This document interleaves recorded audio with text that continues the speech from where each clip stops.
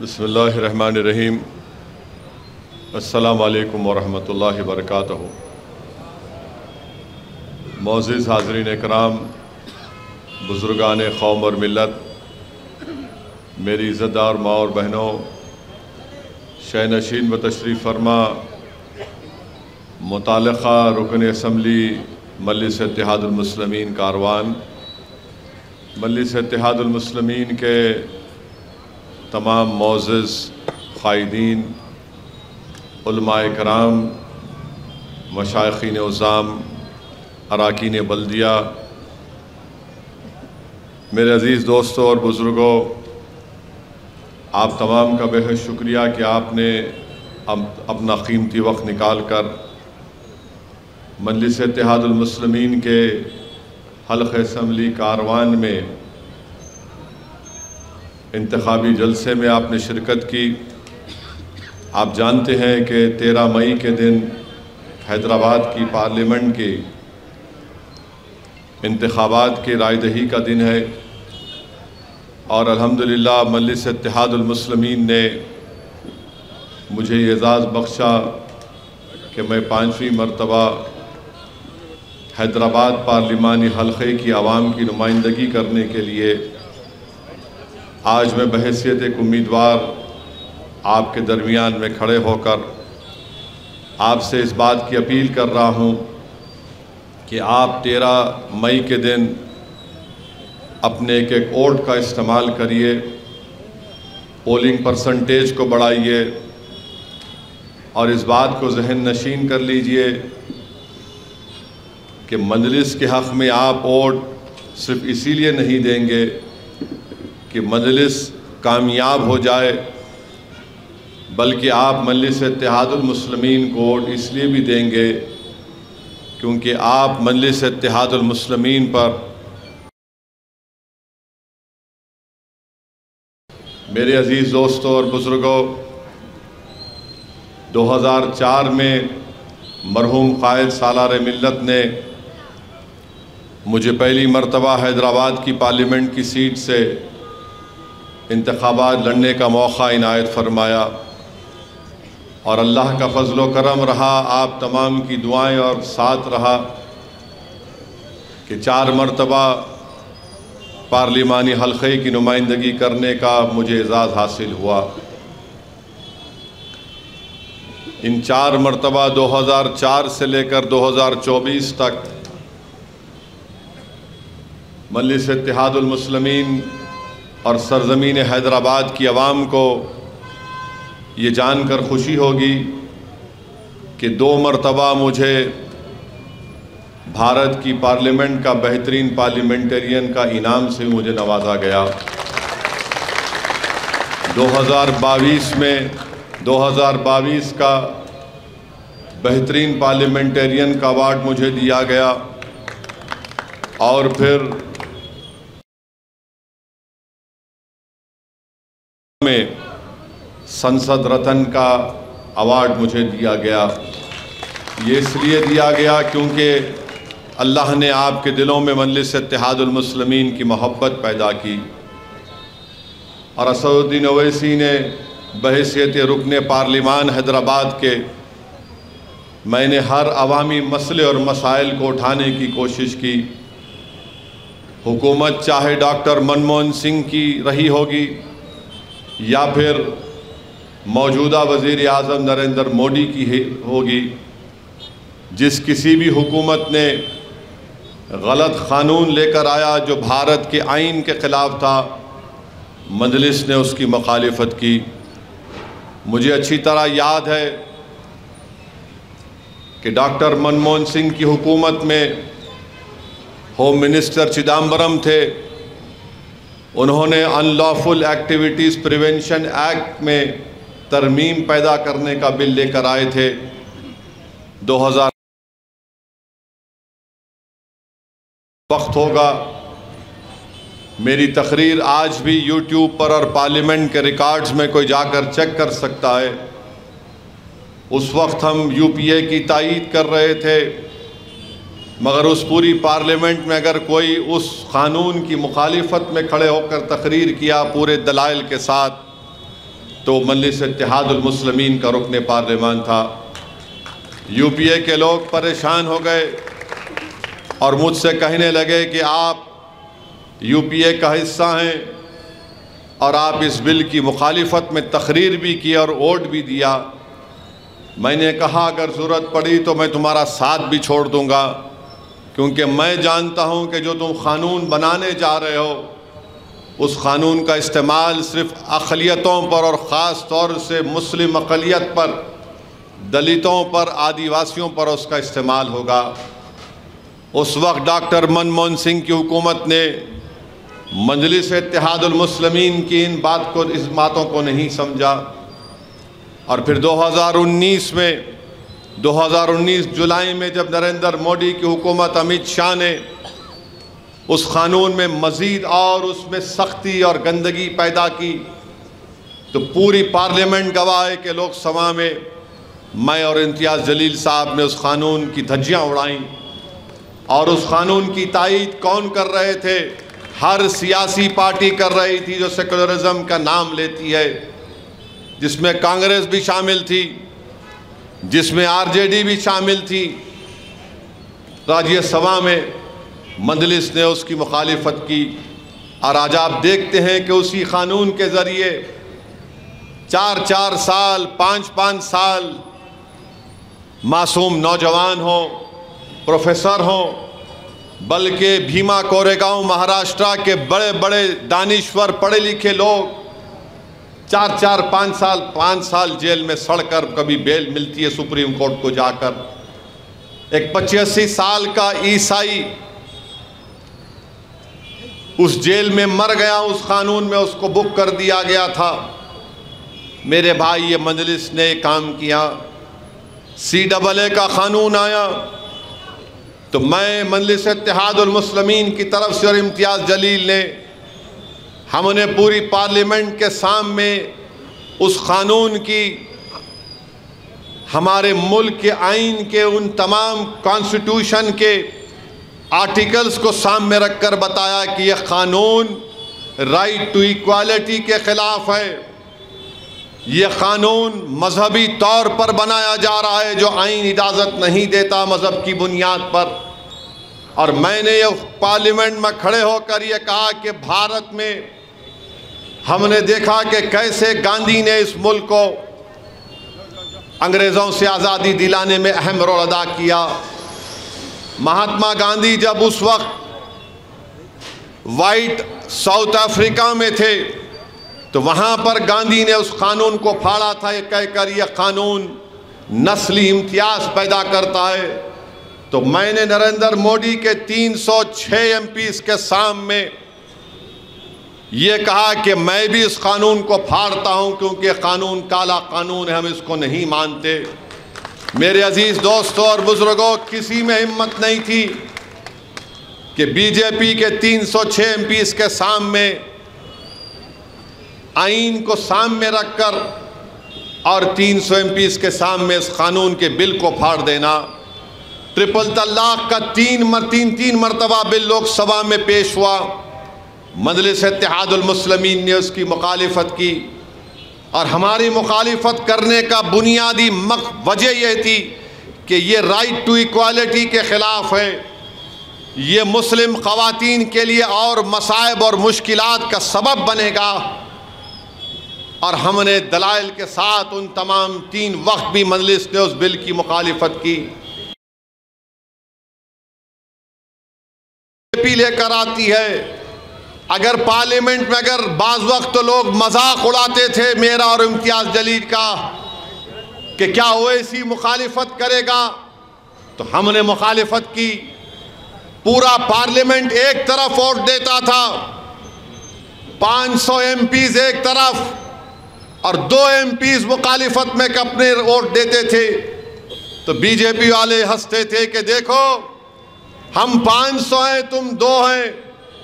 तो मैं उठकर कहता था कि जब तारीख लिखी जाएगी, जब मौर्ख का कलम आज़ाद होगा, जब ना तुम होगे, ना मैं होगा, ना मोदी होंगे, ना ओवैसी होगा, तो भारत का मौर्ख लिखेगा कि 2 दीवाने सच्चाई को बयान कर रहे थे, वो देश को बचाने का काम कर रहे थे, भारत के आईन को बचाने का काम कर रहे थे।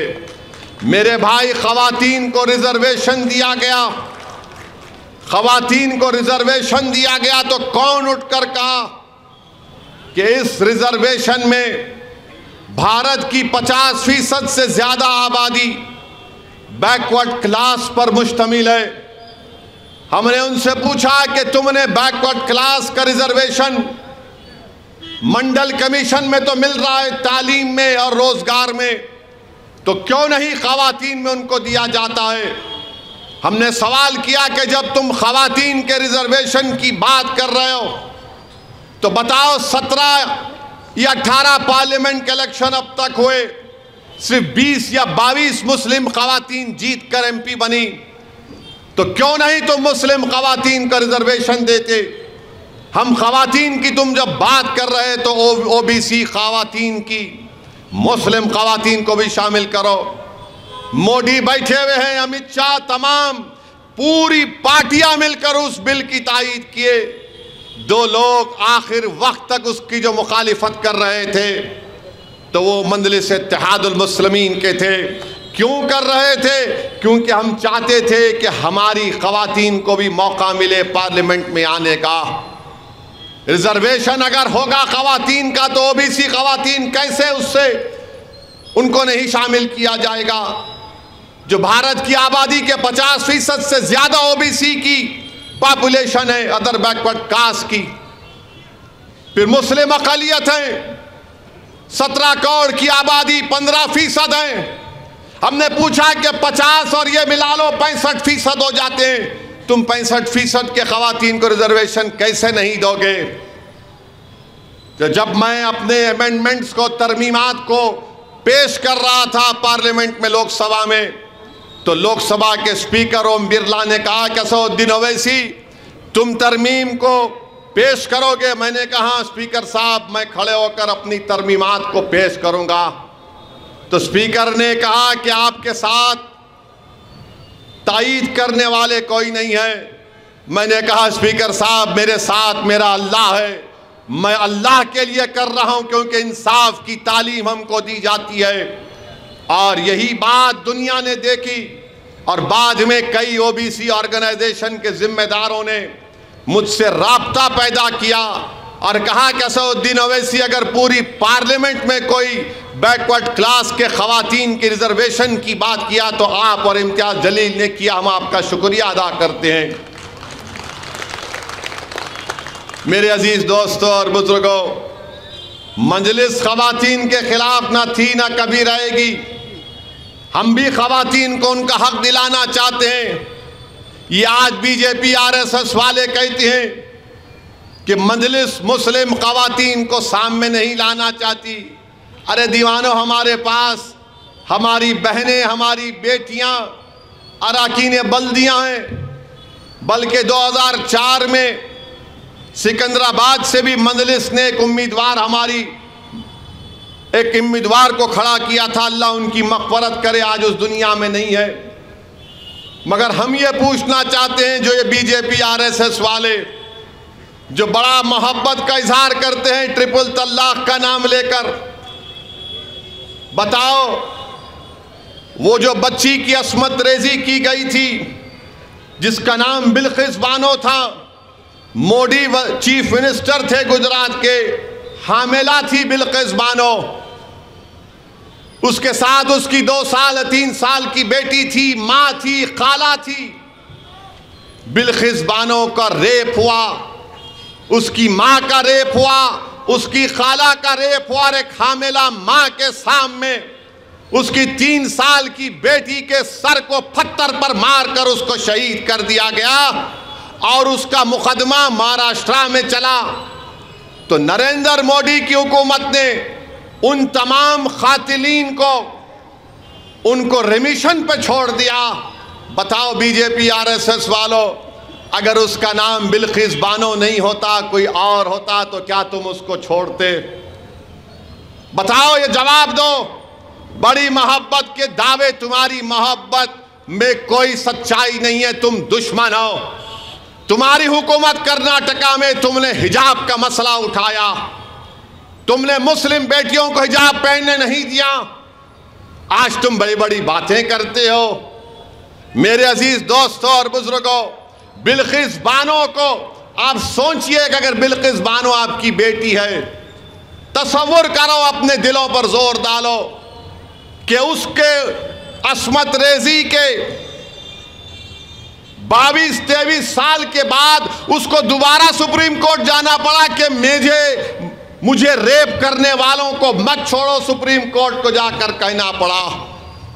सोचो थोड़ी देर के लिए कि उस हमारी बेटी को 2002 में उसका रेप हुआ, 2022 या 23 में उसको सुप्रीम कोर्ट जाना पड़ा कि मेरे रेप करने वालों को, मेरी बेटी का कत्ल करने वालों को, मेरी मां का कत्ल करने वालों को मत छोड़ा जाए।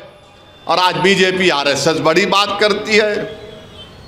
मेरे अजीज दोस्तों और बुजुर्गों,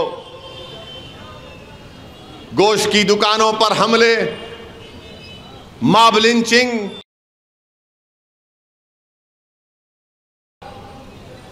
CAA का कानून और फिर CAA का NPR NRC से जोड़कर देखना पड़ेगा।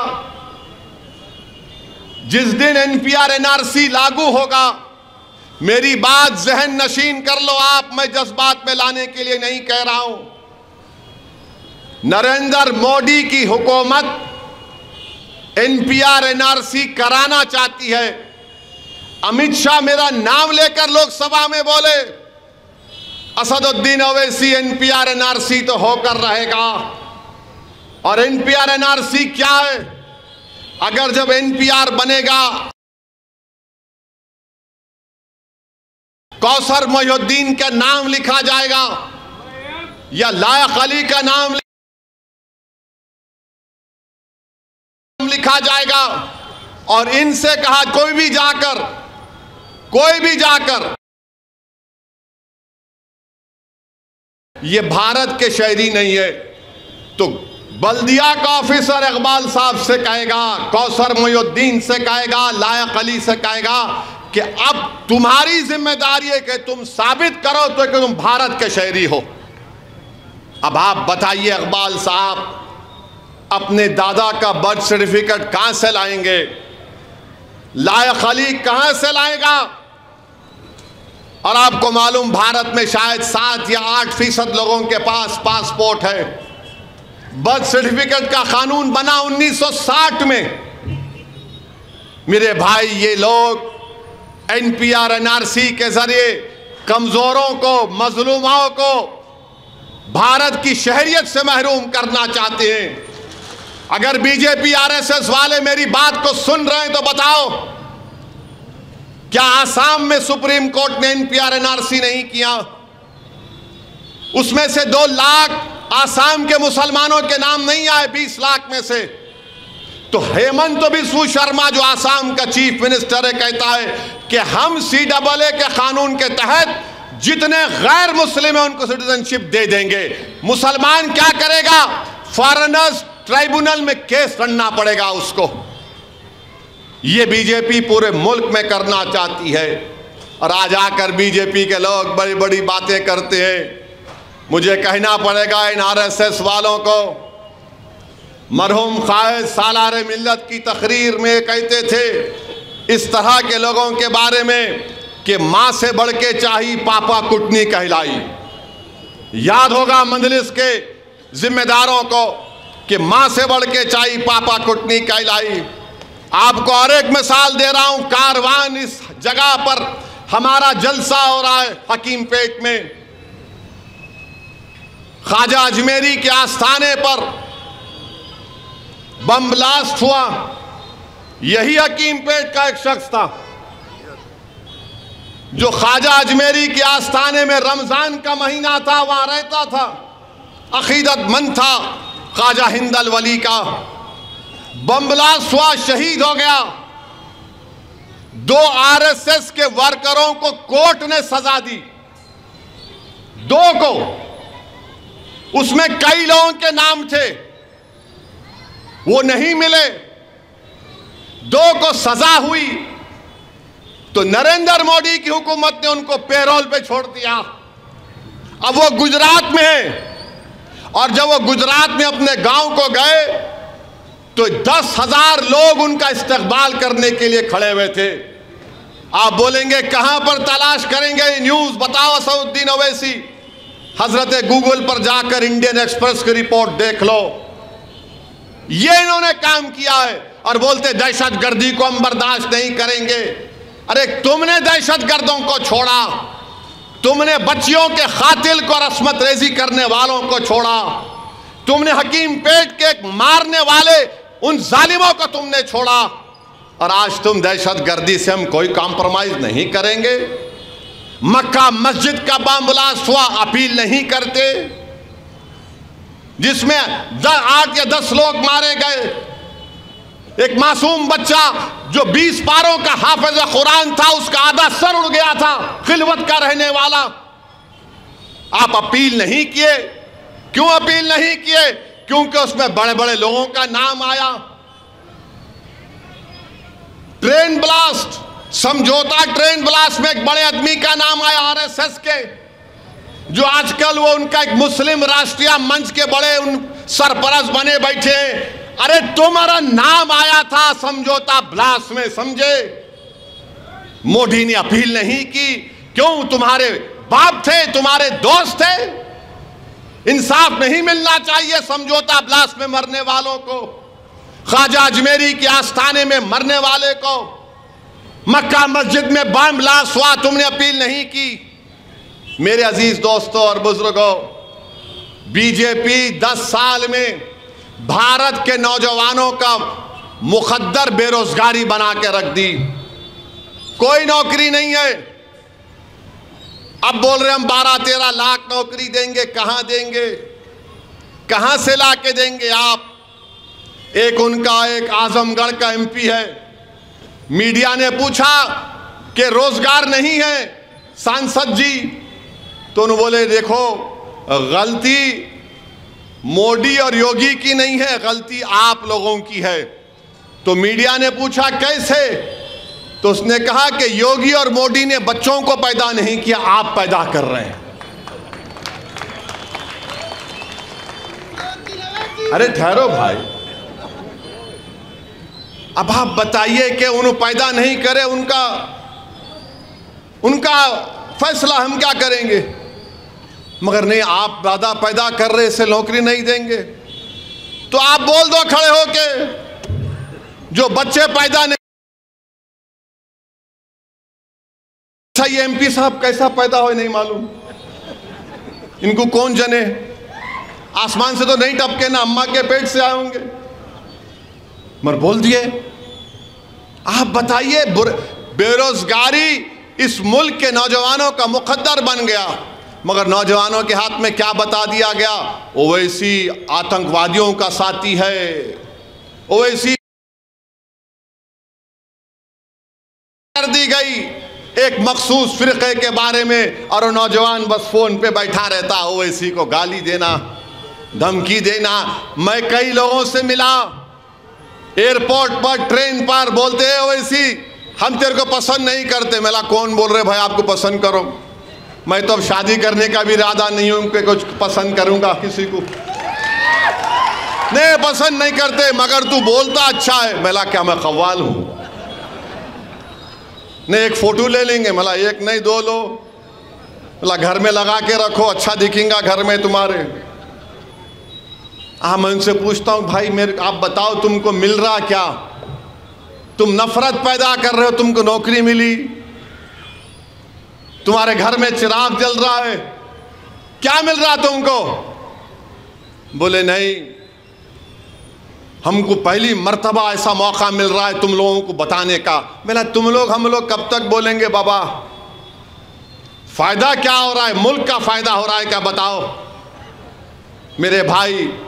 इस मुल्क की 60% आबादी 40 साल से कम उम्र लोगों की है, और वजीर आजम मोदी उस डेमोग्राफिक डिविडेंड को बर्बाद कर रहे हैं। आज डॉलर 85 रुपए के करीब आ चुका है, जब 2004 में ये वजीर आजम बने थे तो 54 रुपीस था। नरेंद्र मोदी बोल रहे 400 पार, पेट्रोल बोल रहा मैं 100 पार। मोटरसाइकिल पे बैठते ने ना मोदी जी, उन्होंने खाली प्लेन में उड़ते, भाषण देते, भाइयों बहनों मित्रों बैठे पे दूसरी जगह चले गए। मोटरसाइकिल में पेट्रोल दलाना गरीब का काम, 100 पार पेट्रोल। मगर इनको क्या, नहीं नहीं नहीं, ओवैसी को हराना है, ओवैसी को बोलो, मुख्तार अंसारी को जहर दे दो, उसको गोली मार दो। मेरे अजीज दोस्तों, नफरत पैदा करने से क्या फायदा हो रहा है इस मुल्क को? मुल्क कमजोर हो रहा है। बीजेपी हर महाज पर नाकाम। अमित शाह बोलते हैं कि चीन हमारी जमीन पर कब्जा नहीं किया। मैं चैलेंज करके बोल रहा हूं, चीन भारत की सरजमीन पे कब्जा करके बैठा हुआ है। ये नरेंद्र मोदी बोले थे ना घुसा है ना घुसेगा। अरे 56 इंच का सीना है तो लेके चलो पूरे मीडिया को। डीजीपी की प्रेस कॉन्फ्रेंस हुई पूरे मुल्क के, उसमें लद्दाख की डीजीपी ने कहा कि 65 पेट्रोलिंग पॉइंट में से 25 पर हम नहीं जा सकते मोदी जी। 25 पेट्रोलिंग पॉइंट हम खो दिए। चाइना की पीपल्स लिबरेशन आर्मी बैठी हुई है, ऊपर डेप्सांग डेमचाक है, चीन बैठा हुआ, हम नहीं जा सकते। और अगर डेप्सांग डेमचाक से चीन को नहीं निकालेंगे तो याद रखो मेरी बात को, एक दिन हम सियाचिन को भी खो देंगे। अब ये बीजेपी के लोग सुनेंगे तो बोलेंगे हाँ तुम ओल्ड सिटी के, तुम्हारे को डेप्सांग डेमचाक क्या मालूम, तुमको सियाचिन क्या मालूम। अरे प्यारे, कान में फूल नहीं है, हर चीज मालूम, हर चीज मालूम। मगर तुम आंख बंद करके चीन को जमीन दे चुके हो। बिलियंस ऑफ डॉलर चीन का इन्वेस्टमेंट इंडिया में, और हमारी जमीन से निकाल नहीं सक रहे। और मोदी जी क्या बोलते, तुष्टीकरण, अपीसमेंट हो रहा है। कौन सा तुष्टीकरण हो रहा है? कपड़े देखकर पहचानो, अब बोल रहे खाना देखकर पहचानो। वजीर आजम हर महाज पर नाकाम साबित है। यह और बात है कि एक ताकतवर अपोजिशन अगर होता तो शायद इसका फायदा उठा लेता, मगर हम तो हैं। हमारी जिम्मेदारी है कि हम ऐसी हुकूमत के सामने मसले मसाइल को उठाएं। बताओ आरएसएस बीजेपी वालों, तुम यूनिफॉर्म सिविल कोड की बात करते हो। यूनिफॉर्म सिविल कोड तुमने उत्तराखंड में लागू किया, पूरा अपर कास्ट का यूनिफॉर्म सिविल कोड है उत्तराखंड का। बताओ दलित लोग, हमारे बैकवर्ड क्लास के लोगों का कल्चर तहजीब नहीं है, उसका क्या होगा? और आप उत्तराखंड में यूनिफॉर्म सिविल कोड क्या कर दिया? मुसलमान निकाह नहीं कर सकता, शादी करने के लिए स्पेशल मैरिज एक्ट में शादी करना पड़ेगा, निकाह नहीं होगा। स्पेशल मैरिज एक्ट में मेहर देने का प्रोविजन नहीं है। बताओ ये कौन सा यूनिफॉर्म सिविल कोड है जो मुझे अपने मजहब के तहत निकाह करने का मौका नहीं देता, जो मुझे अपने मजहब के तहत दुल्हन को मेहर देने का मौका नहीं देता? मेरे भाई, आप जान रहे हैं, देख रहे हैं, ये इनका सोच है, ये इनका कारनामे है। क्या बताकर आज आप देखते हैं कि बीजेपी के उम्मीदवार है, वो सिद्धियंबर बाजार की मस्जिद के सामने एक हरकत करती है तीर मारने की। मैं पूछना चाहता हूं, क्या बीजेपी 6 दिसंबर से दिल नहीं भरा तुम्हारा? क्या तुम फिर से इस मुल्क को हिंदू और मुसलमान की नफरत में डुबोना चाहते हो? क्या बात है कि तुम तीर बनाकर एक इबादतगाह के ऊपर मारते हो? क्यों? क्या तुम्हारे दिलो दिमाग में कोई सोच नहीं है? इतनी नफरत कैसे पैदा हो गई? क्यों तुम हैदराबाद को आग में झोंकना चाहते हो? क्यों तुम तेलंगाना को बर्बाद करना चाहते हो? बीजेपी आरएसएस वालों, कौन इन्वेस्टमेंट करेगा तेलंगाना में? कौन हाईटेक सिटी में सॉफ्टवेयर कंपनी में इन्वेस्ट करेगा? अगर फसाद होगा तो गूगल, फेसबुक, अमेज़न वाले रहेंगे हैदराबाद में? ये दवाइयों की कंपनियां हैदराबाद में रहेंगी? ये जमीनात के रेट जो थोड़े गिरे हुए हैं वो रहेंगे क्या, बताओ? मगर बीजेपी हैदराबाद के अमन को बर्बाद करना चाहती है, तीर मार रहे हैं। ऐसा लगता है कि बीजेपी को एक और नुपुर शर्मा की जरूरत थी। मेरे अजीज दोस्तों और बुजुर्गों, और बार बार बोलते हैं बीजेपी वाले कि मुस्लिम अक़लियत बहुत बच्चे पैदा करते, झूठ। TFR रेट गिरा है भारत में मुसलमानों का, फर्टिलिटी रेट गिरा है, मगर ये लोग बोले जाते अरे इतने बच्चे कहीं क्यों पैदा कर रहे हैं? बताओ, डेटा बताओ, मैं तैयार हूं बहस करने के लिए। TFR रेट गिरा है, मगर नफरत पैदा करना, अगर किसी को नौकरी नहीं मिल रही तो बोलना मुल्ला जी बहुत बच्चे पैदा कर लिए। मेरे अजीज दोस्तों और बुजुर्गों, ऐसे माहौल में जरूरी है कि हम मुत्तहिदा तौर पर अपने के कोर्ट का इस्तेमाल करें। लोग आएंगे हमारे इत्तेहाद को कमजोर करने के लिए, लोग आएंगे हमारे वोट को छीनने के लिए, मगर 13 मई को तारीख लिखी जाएगी। 13 मई को तारीख लिखी जाएगी इंशाअल्लाह ताला, और तारीख ये लिखी जाएगी कि कौन सच्चाई के साथ था और कौन झूठ के साथ था। 13 मई को तारीख लिखी जाएगी कि कौन हैदराबाद को हैदराबाद के नाम से रखना चाहता था और कौन हैदराबाद के नाम को तब्दील करना चाहता था।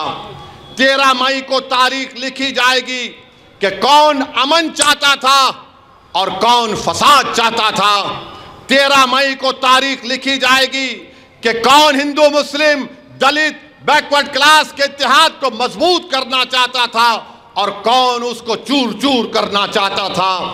हैदराबाद तरक्की की राह पर है, कमजोरियां जरूर हैं, मगर याद रखिए अगर 1990 का हैदराबाद बनेगा तो फिर किसके पास क्या बचेगा। ये बीजेपी RSS 1990 के दहे में तेलंगाना को लेकर जाना चाहती है। इसीलिए मेरी आप तमाम से अपील है कि मुत्तहिदा तौर पर अपने वोट का इस्तेमाल करिए। मैं हमारे दलित भाइयों से और उन तमाम लोगों से कहना चाहूंगा जो अंबेडकर को मानते हैं, बाबा साहेब अंबेडकर को, याद रखो मेरी इस बात को, लिख के रख लो। नरेंद्र मोदी संविधान में, आइन में, कॉन्स्टिट्यूशन में तब्दीली पैदा करेगा।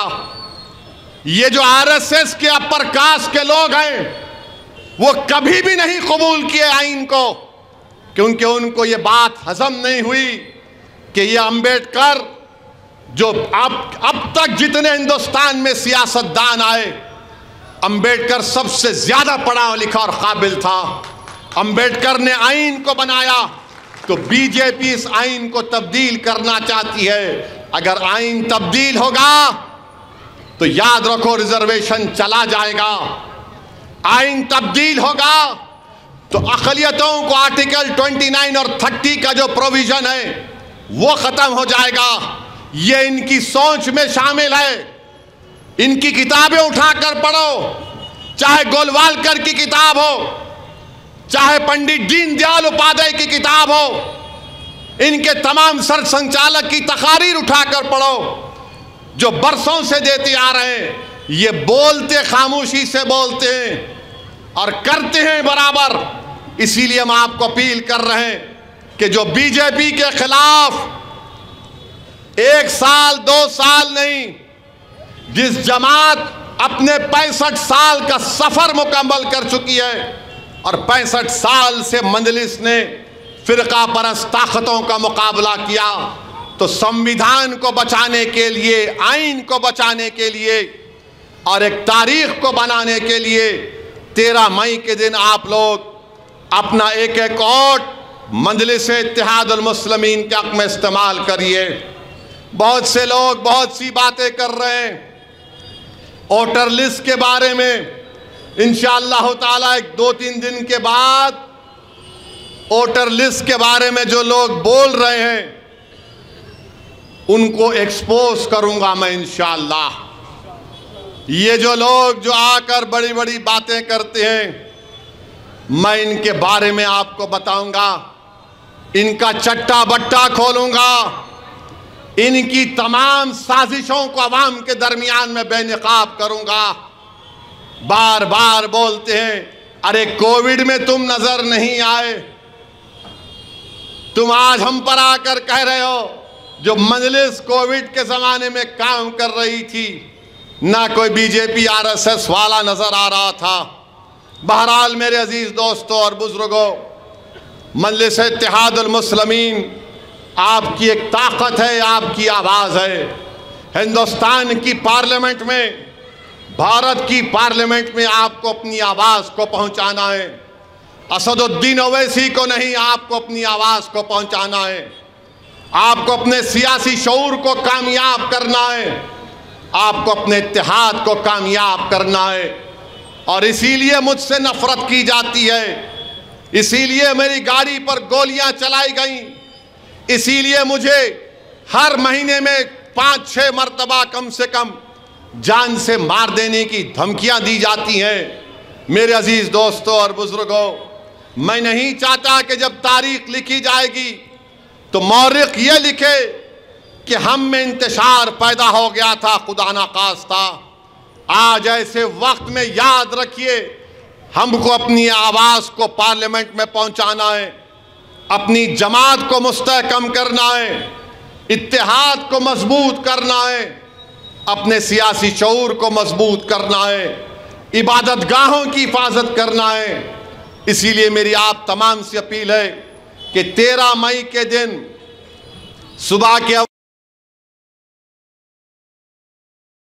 करिए ये क्या पोलिंग परसेंटेज हमारा है, 45%, 47%। मेरे भाई, अगर आप निकल कर वोट नहीं डालेंगे तो कौन डालेगा? वोट एक अमानत है, याद रखो। इतने सब वाकयात हो रहे हैं, अगर तुम वोट नहीं डालोगे तो फिर क्या जवाब दोगे? जब घरों को तोड़ा जा रहा है, क्या तुमको नजर नहीं आ रहा कि कोई इशारे से तीर मारने की बात कर रहा है? अगर कोई तीर मारने की बात कर रहा है और तुम अपनी उंगली को जुम्बिश नहीं दोगे तो फिर कब बेदार होगे? कोई तीर मारने की बात कर रहा है, इशारा दे रहा है, और तुम अपनी उंगली को दबा नहीं सकते उस बटन पर जाकर। उठो मेरे भाई, जाओ पोलिंग बूथ को, जिसका नाम है पोलिंग बूथ को जाइए, जमानत जब्त करवाइए बीजेपी की इंशाअल्लाह ताला। मगर सिर्फ थालियां मारने से नहीं होगा, सिर्फ थालियां मारने से, ओ बोलने से नहीं होता। बूथ को जाना है, पोलिंग बूथ को जाकर जहां पे पतंग का निशान नजर आया, दबा के बोलना इशरत के लिए मार रहा हूं वोट मजलिस के हक में। जहां पर बूथ को जाएंगे तो बोलना तीर मारने वालों ने इशारा किया, अब मैं अपनी उंगली से पतंग पर बटन दबा रहा हूं। जब बूथ को जाएंगे, जिन्होंने मुख्तार को जहर दिया, हम पतंग पर बटन दबाएंगे। जिन्होंने 1991 प्लेसेस ऑफ वर्शिप एक्ट को खत्म करने की बात कर रहे हैं, हम बोलेंगे, हम उसके खिलाफ वोट देंगे। CAA के कानून में हमको शहरियत से महरूम करने की बात करने वालों के खिलाफ हम पतंग पर बटन दबाएंगे। ट्रिपल तलाक के गलत कानून के खिलाफ हम पतंग के निशान पर बटन दबाएंगे। महंगाई के खिलाफ पतंग पर बटन दबाएंगे। पेट्रोल की कीमतों की बढ़ती हुई कीमतों के खिलाफ हम पतंग के निशान पर बटन दबाएंगे। जो लोग शहर हैदराबाद के अमन को बर्बाद करना चाहते हैं, हम उनके खिलाफ पतंग के निशान पर बटन दबाएंगे। जो भारत के संविधान को खत्म करना चाहते हैं अम्बेडकर के, हम उनके खिलाफ पतंग के निशान पर बटन दबाएंगे।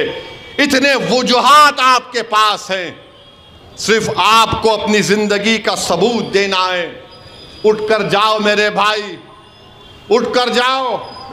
याद रखो, भारी अक्सरियत से मजलिस इत्तेहादुल मुस्लिमीन को कामयाब करिए। लोग हमारी तरफ निगाहें उठाकर देख रहे हैं, पूरा मुल्क देख रहा है कि हैदराबाद की आवाम अब कैसा फैसला देने वाली है। मैं आपसे अपील कर रहा हूं कि हमको अपने के वोट का इस्तेमाल करेंगे तो यकीनन एक बेहतरीन पैगाम जाएगा। हैदराबाद में पतंग और तेलंगाना में बीजेपी का सफाया होना चाहिए इंशाअल्लाह ताला। क्या आप ये काम करेंगे? हैदराबाद में पतंग और तेलंगाना में बीजेपी का सफाया इंशाअल्लाह ताला। मैं खुलकर कह रहा हूं, असेंबली के इलेक्शन में एक अलग फैसला लिया गया था, मगर ये पार्लियामेंट का इलेक्शन है। बीजेपी को हराना है। तमाम जो लोग इस मुल्क से मोहब्बत करते हैं, मैं उनसे अपील कर रहा हूं कि हैदराबाद हो, महाराष्ट्र हो, या फिर किशनगंज हो या औरंगाबाद हो, मजलिस इत्तेहादुल मुस्लिमीन के उम्मीदवार जहां भी खड़े होंगे, आप उनके हक में अपने वोट का इस्तेमाल करिए, अपने सियासी शऊर का सबूत दीजिए। मुझे इजाज़त दीजिए, मुझे या खुदपुरे में एक और जलसे में जाना है। मैं आपसे इजाज़त चाहता हूँ। अस्सलाम वालेकुम व रहमतुल्लाह।